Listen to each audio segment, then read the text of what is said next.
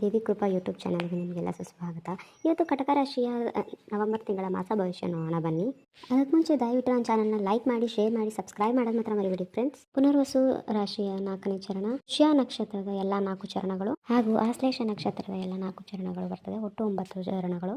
ನಿಮ್ಮ ಅದೃಷ್ಟದ ಬಣ್ಣ ಬಿಳಿ ಮತ್ತು ಕೆಂಪು ಬಣ್ಣ ಆಗಿರುತ್ತದೆ. ನಿಮ್ಮ ಮಿತ್ರ ರಾಶಿಗಳು ವೃಶ್ಚಿಕ, ಮೀನ, ತುಲ ಹಾಗೂ ಶತ್ರು ರಾಶಿಗಳು ಮೇಷ, ಸಿಂಹ, ಧನುಸು ರಾಶಿಗಳಾಗಿರುತ್ತೆ. 11, 16, 18, 21, 25, 26, 29 ನಿಮಗೆ ಶುಭ ದಿನ ಆಗಿರುತ್ತೆ.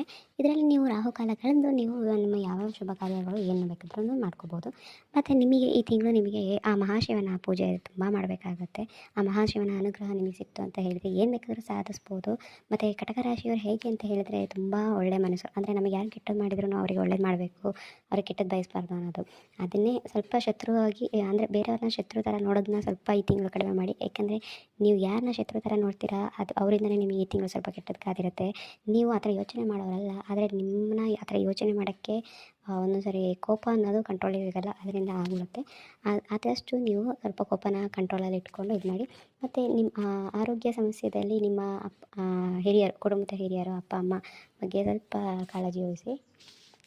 ಈ ತಿಂಗಳು ನಿಮಗೆ ಇದು ಧನಲಾಭ ತುಂಬ ಇದೆ ಅಂತ ಅಂದ್ಬಿಟ್ಟು ನಿಮಗೆ ಅಂದರೆ ಬಂದಿದ್ದ ದುಡ್ಡನ್ನು ನಿಮಗೆ ಜಾಸ್ತಿ ಬಂತು ಅಂತ ಹೇಳ್ಬಿಟ್ಟು ನಿಮ್ಮ ಮೈಂಡ್ ಸ್ವಲ್ಪ ಆ ಕಡೆ ಈ ಕಡೆ ಹೋಗ್ಬೋದು. ಆದರೆ ನಾನು ನಿಮಗೆ ಹೇಳ್ತೀನಿ, ಸ್ವಲ್ಪ ದುಡ್ಡನ್ನ ಉಳಿತಾಯ ಮಾಡಿ ನೋಡಿ. ಸ್ವಲ್ಪ ಖರ್ಚಿಗೆ ಅಂತ ಇಟ್ಕೊಂಡು ಮಿಕ್ಕಿದ್ದನ್ನ ಉಳಿತಾಯ ಮಾಡಿ. ಹಾಗೆ ವಿದ್ಯಾರ್ಥಿಗಳು ಯಾರು ಪರೀಕ್ಷೆ ಬರ್ತಿರೋರು, ರಿಸಲ್ಟ್ ಕಾಯ್ತಿರೋರಿಗೆ ಉತ್ತಮ ಫಲಿತಾಂಶ ಬರುತ್ತೆ. ಹಾಗೂ ಟೆಕ್ನಿಕಲ್ ತಾಂತ್ರಿಕ ಬಗ್ಗೆ ಯಾರು ಎಕ್ಸಾಮ್ ಬರೆದಿರೋರಿಗೂ ತುಂಬ ಒಳ್ಳೆಯದು. ಮತ್ತು ಯಾರು ಹೊರಗಡೆ ದೇಶಕ್ಕೆ ಹೋಗಿ ನೀವು ಓದಬೇಕು ಅಂತಿರೋರಿಗೂ ಒಳ್ಳೆಯ ಟೈಮ್ ಇದು. ಕಲೆಗಾರಿಕರಿಗೆ ಮತ್ತು ಕತೆ ಬರೋರಿಗೆ ಈ ತಿಂಗಳು ಸ್ವಲ್ಪ ಡಿಫ್ರೆಂಟ್ ಆಗಿರುತ್ತೆ. ಏಕೆಂದರೆ ನಿಮ್ಮ ಈ ತಿಂಗಳು ಸ್ವಲ್ಪ ಅಂತಃಕರಣ ಜಾಗೃತಗೊಂಡು ನಿಮ್ಮಲ್ಲಿ ಸ್ವಲ್ಪ ಚೇಂಜಸ್ ಸ್ವಲ್ಪ ಆಗುತ್ತೆ. ಸಣ್ಣ ಪುಟ್ಟ ಪ್ರಯಾಣಗಳು ಕಂಡುಬರುತ್ತೆ. ಸೋಷಿಯಲ್ ಮೀಡಿಯಾದಲ್ಲೆಲ್ಲ ಕೆಲಸ ಮಾಡೋರಿಗೆ ತುಂಬ ಲಾಭದಾಯಕವಾಗಿರುತ್ತೆ ಈ ತಿಂಗಳು. ಮತ್ತು ಆರೋಗ್ಯ ಸಮಸ್ಯೆಗೆ ಬಂದರೆ ಒಂಚೂರು ಕೀಲು ನೋವು, ಜಾಯಿಂಟ್ ಪೇನ್ ಮತ್ತು ಹೃದಯಕ್ಕೆ ಸಂಬಂಧಪಟ್ಟ ಸ್ವಲ್ಪ ಕಾಯಿಲೆಗಳು ಕಂಡುಬರುತ್ತೆ ಈ ತಿಂಗಳು, ಹುಷಾರಾಗಿರಿ.